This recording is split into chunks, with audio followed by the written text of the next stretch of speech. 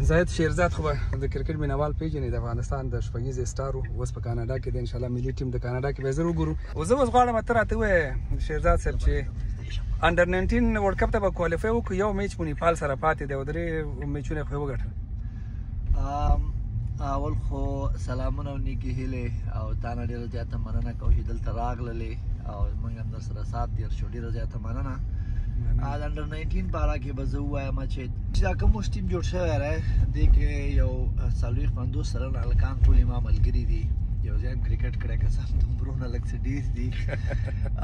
نو ډېر بهترین سکواډ جوړ شوی دی، بهترین ټیم جوړ شوی دی. انشاءالله په دغې ټیم باندې چې لږ ښه منیج شي نو ورلډ کپ کې به هم ښه میچونه وکړو. ورلډ کپ ته خو انشاءالله په اسانۍ سره کوالیفای کولی شو نو ورلډ کپ کې به هم ښه میچونه وکړو. مننه. بس زاهد شیرزاد صاحب وایي چې افغانستان به انډر 19 ورلډ کپ ته لاره کوي. یوه لوبه پاتې ده د شنبې په ورځ نیپال سره. نیپال هم 3 لوبې ګټلې خپل ګروپي، افغانستان هم خپلې 3 لوبې ګټلې دي. نو د افغانستان د بري په هیله انشاءالله. ډېره مننه.